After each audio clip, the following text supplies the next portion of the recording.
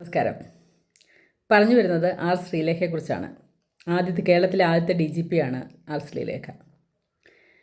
നമ്മുടെ നാട്ടിൽ നല്ല വിദ്യാഭ്യാസവും അറിവുമൊക്കെയുള്ള ആൾക്കാരെ തലപ്പത്ത് വിടുന്നത് വളരെ നല്ലതാണെന്നാണ് എൻ്റെ ചിന്ത. അത് ഏത് പാർട്ടിയിലായാലും.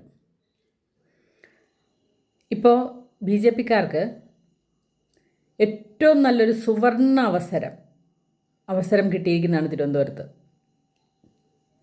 അതിൽ VV രാജേഷാണോ ഈ പറഞ്ഞ പോലെ ആ ശ്രീലേഖയാണോ മേയറാവുമെന്ന് പറയാൻ പറ്റില്ല.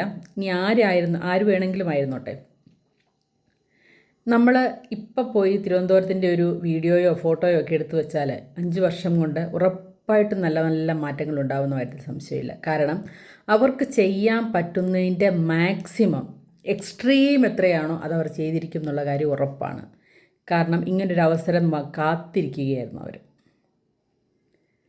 നമ്മുടെ മോദിജി നേരിട്ട് വന്നാണ് കാര്യങ്ങൾ വിലയിരുത്തുന്നതാണ് അറിയപ്പെടുന്നത്.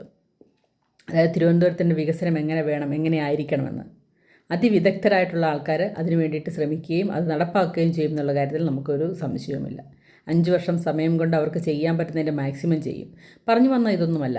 അവർ ഡാൻസ് കളിച്ചതിനെക്കുറിച്ച് അതീവ മോശമായിട്ട് കുറേ പോസ്റ്റുകൾ നേതാക്കൾ ഉൾപ്പെടെ മുരളീധരൻ ഉൾപ്പെടെ അവർ ആക്ഷേപിക്കുന്നത് കണ്ടു.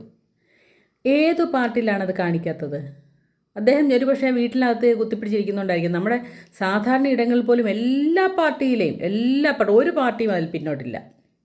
എല്ലാ പാർട്ടിയിലെയും സ്ത്രീകളും പുരുഷന്മാരും ഉൾപ്പെടെ വണ്ടിയുടെ മണ്ടയിലും ഒക്കെ കയറി ഇരുന്ന് എന്തെല്ലാം കോപ്രായങ്ങൾ കാണിക്കുന്നു.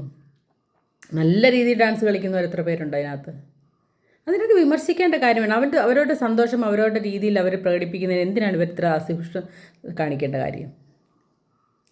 അവരുടെ പാർട്ടിയിൽ ഡാൻസ് കളിക്കുന്ന ആൾക്കാരില്ലേ? കോൺഗ്രസ്സിലില്ലേ? കമ്മ്യൂണിസ്റ്റിലില്ലേ? BJPയിലില്ലേ? എല്ലായിടത്തുമുണ്ട്. ഞാൻ കണ്ട ഈ പറഞ്ഞ പോലെ കലാശക്കൂട്ടിനകത്ത് ഞാൻ കണ്ടതാണ്. നമ്മുടെ ഹിറ്റ് ഏത് പാർട്ടിയാണെന്ന് ഞാൻ പറഞ്ഞില്ല. ഹിറ്റ് ഇങ്ങനെ സ്പ്രേ ചെയ്തിട്ട് അതിൽ തീ കൊളുത്തുക. അവരുടെ തന്നെ 2 കൊടിയോ മറ്റോ കത്തിപ്പോയി ആ തീ കാരണം. അതേസമയം അത് വേറൊരു പാർട്ടിക്കാരുടെ ആയിരുന്നെങ്കിൽ ഓർത്ത് നോക്കി അവിടെ ഉണ്ടാകാൻ പോകുന്ന സംഘർഷങ്ങൾ. അപ്പോൾ അവരുടെ ആ സന്തോഷവും ആഘോഷവും ഒക്കെ അവരുടേതായ രീതിയിലാണ് കാണിക്കുന്നത്.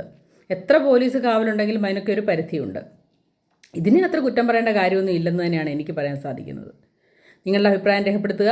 കമൻറ്റും ലൈക്കും ഷെയറും ചെയ്യുക. സബ്സ്ക്രൈബ് ചെയ്യാൻ മറക്കരുത്.